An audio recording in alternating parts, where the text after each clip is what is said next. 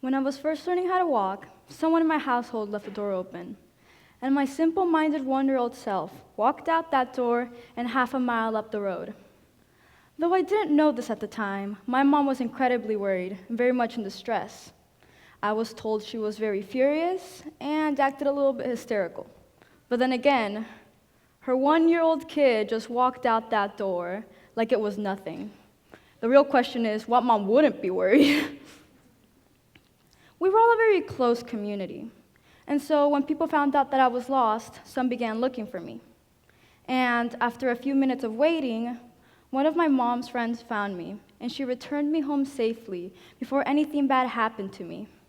I guess this is one of those stories that I look back at, and I realized that I was a very curious child from a very young age. I would come home with scratches and bruises after playing too much. I would try to attempt things that little kids such as myself couldn't do. I even managed to skip 2 grades, somehow at least. And may I add that I got moved back those 2 grades when I came to the US. I'm totally not mad about that. However, I was able to do all these things because I ventured into the unknown waters. And by venturing into these unknown waters, I grew up as a person. I grew up as a 5-year-old. And I explored all of that. And it was a wonderful exploration indeed. However, when I was 5, my mom, my big sister, and I went to the mall.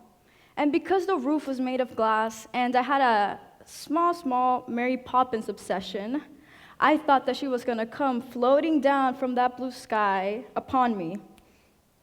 It didn't come true. Sorry, spoiler. However, if I wished hard enough, I thought, she will come down. She didn't, but what did happen, spoiler alert, I let go of my mom's hand, and I got lost. When I came to the conclusion that I was lost, and I was in my one spot, my 5-year-old had thought of 3 brilliant plans. There was plan A.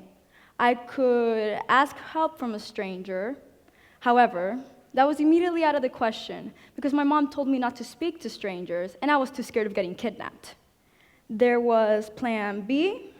I could try to find my mom by myself. I could try to find an exit out by myself, but I didn't have the best sense of direction back then. I still don't. And then there's plan C. And like in any test that I don't know the answer to, I chose C. Stay right where I was and cry like the big baby I was. A few minutes into my plan C, which was going amazing, may I add, a lot of progress, I heard my name be called out, and when I looked up, it was my big sister. She took me then in hand, and we walked hand in hand towards the entrance of the mall. And in the distance, I saw my mom. And at that moment, I felt a pang of relief in my heart because I didn't think I'd see her again, not at the time. And then what followed was beautiful. She enveloped me in her arms, and I felt safe once again, and I didn't feel lost anymore. And this safety just brought me such comfort, and it was wonderful at the moment. But what followed that hug was even bigger. It was a lecture from my mom telling me, you gotta stop looking up, you only ever get lost. And she wasn't wrong. This wasn't the first time it had happened. First time it happened at such a big scale is the difference. And that's how I encountered my first obstacle as a 5-year-old. And I told myself from that day forth, you must look down and nowhere else. Because if you look up, or if you look forward, you will get lost, and that will only bring you trouble. The day I got lost, my mom told me, don't look up. But she never told me to stop looking ahead. I told myself, you must look down and nowhere else. Because if you look up again, you will get lost, and that would only bring me distress. So I, like many others, created a mentality for myself. And this mentality, it controlled the way I acted, the way I thought, and essentially the way I led my life. And I continued to live my life this way And until a few years ago, I never even dared to take down these bricks of this wall I created for myself. Then, in the 8th grade, I had an essay. It was a simple essay. It was about a book we had read in class and one of its chapters. Not too hard, right? No, it was hard. As soon as I got that instruction sheet, I was horrified because me being me at the time, I needed specific instructions. I needed to know how many paragraphs I had to do. I needed an outline. And that's the opposite of what we got. This essay was supposed to show our creativity in writing. It was supposed to show our talent as writers. And it didn't work out for me because I wasn't the strongest writer. I'm better now, but I struggled with writing.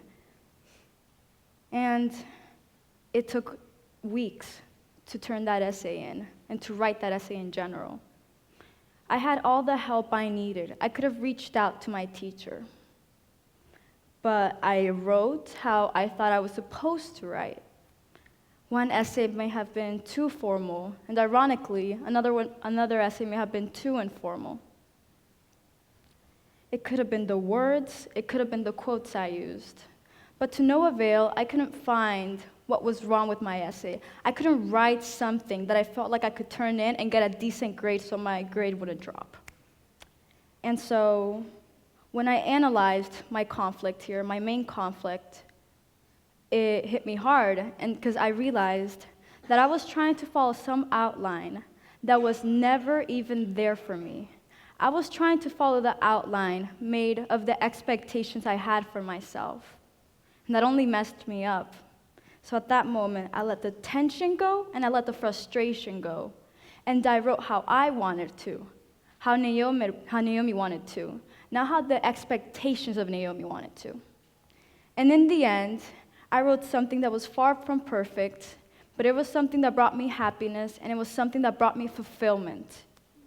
And before I even realized it, my name got called up in my school's awards ceremony. And my essay, of all essays they could have chosen, they seriously could have chosen better ones, ended up in the school's literary magazine.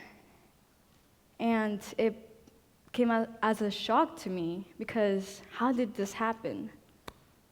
But in the end, it kind of brought revelation to me.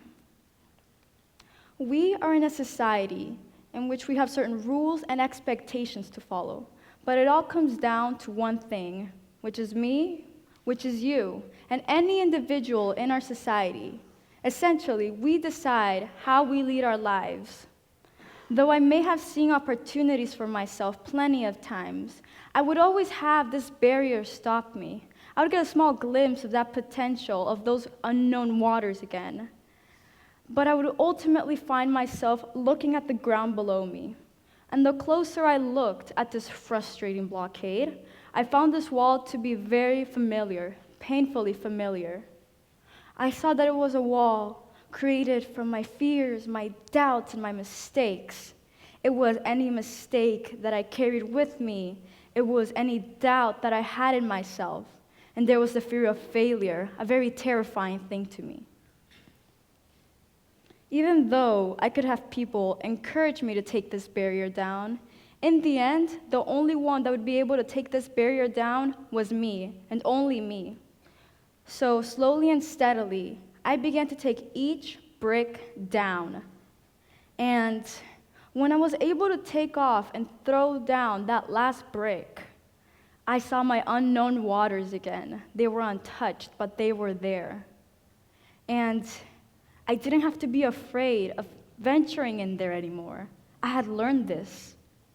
I came to realize that despite the fact that life creates barriers, because it always will, we decide to make those barriers stronger, and we decide how we react to these barriers.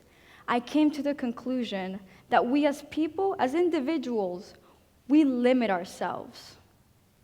We can all stop looking down at the same dusty ground below us and look ahead at the biggest mystery in our lives, our future.